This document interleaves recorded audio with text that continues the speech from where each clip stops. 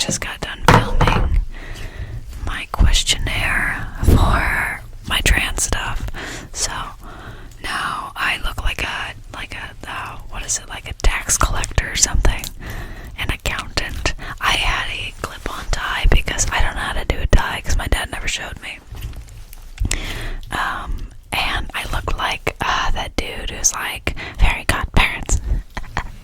So, but we're just gonna have fun here and sit and chill. So I actually got these slimes, which I got them from Glitter Slimes.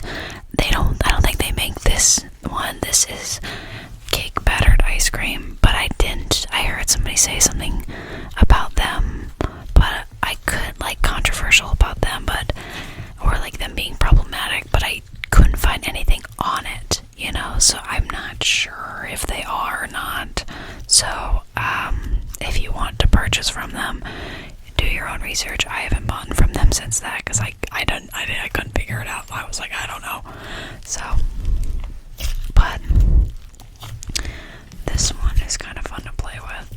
It has like this kind of clay texture. I know nothing about slime, okay?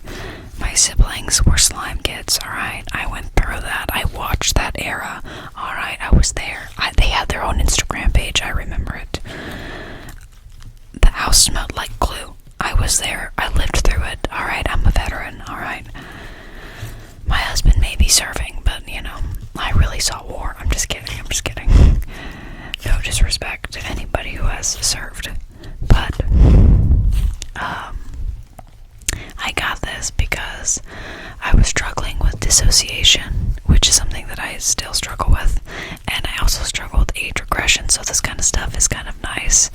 And I have ADD, so it kind of just, having like a kind of fidget toy, which I do think slime classifies as that, getting something like kind of nice to just squeeze on, just feels good, like and it, like, I don't know, like, if I focus sometimes when I like think about dissociate, I do this and I think of like, what are 5 things in front of me, or I will like feel my clothes and I will pat on my chest. But dissociating is extremely scary. There was a point a couple years ago where I was waking up and dissociating every single day, and I had awful panic attacks. It was very hard on me, and it felt like it was the end of the world.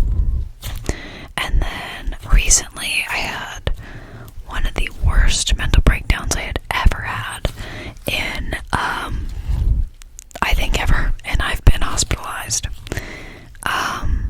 because I had been alone for about 4 months straight and hadn't been able to leave my house, and it was really damaging me psychologically, and it just was really bad. So I flew back home and saw my family, but I wonder what it'd sound like if I put it on our handy dandy microphone. She's a little dirty, that's okay. Oh no, don't go in my microphone.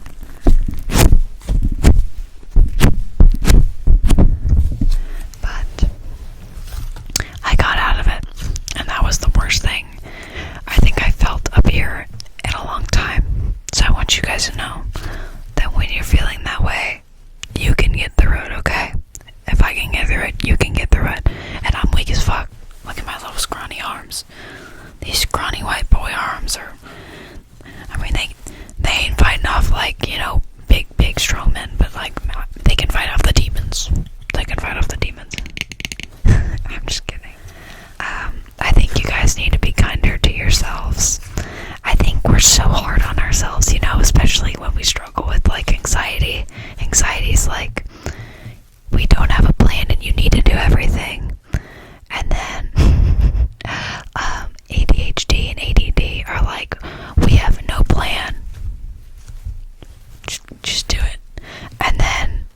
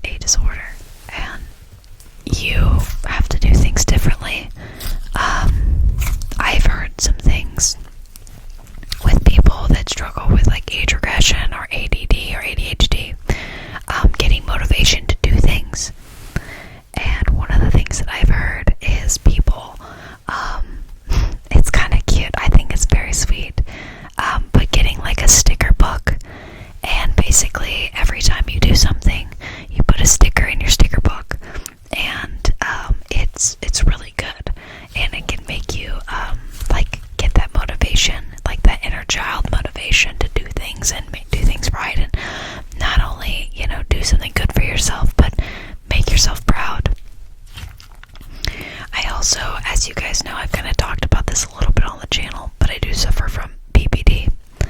And one of the ways that has helped me over the years as I've dealt with it is because a lot of PPD is from trauma. And when you struggle with PPD, one of the things you can do is when you are having like a breakdown and stuff like that, usually you can hear like two voices in your head, right? Two inner thoughts, inner monologues, right? One of them is like the angry or the sad, the outraged one, and a lot of pain, like you feel that pain and the anger and the abandonment, and then the one in the back of your mind. Usually that's when I talk to people, they say there's in the back of their head, that's what they hear. It's like, calm down, everything's okay. That voice is you, and then the one that's in pain is the inner child. So one of the ways that I've dealt with that is I've had the voice in the back of my head call to the other voice, which I know this sounds weird, but try it if you suffer from PPD. If you just try it, see if it works. Call to it as your nickname from when you were a child. And say, like, for instance, like my nickname when I was growing up was Monkey because I climbed a lot of stuff. So when I'm having like a breakdown or I'm getting angry and I just can't think straight and I'm just having a full blown, thing, I'll be like, calm down, Monkey. It's okay. It's okay. And I will, call to that. And it's almost like it kind of snaps yourself back into place and you kind of calm down a little bit.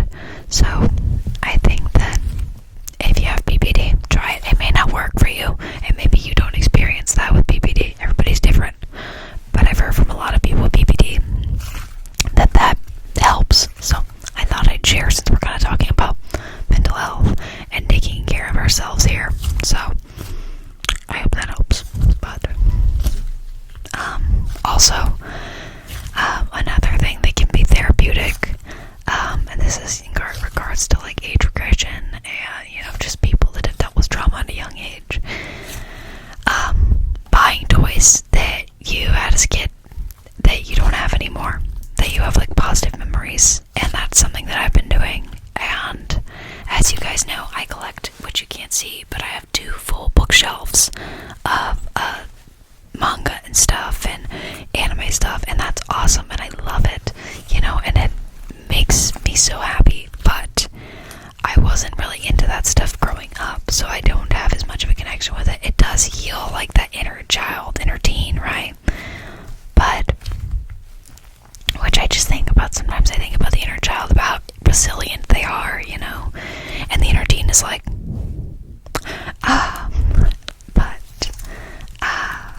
what I was gonna say is that I have been collecting Monster High dolls, and I got some of the G3 dolls.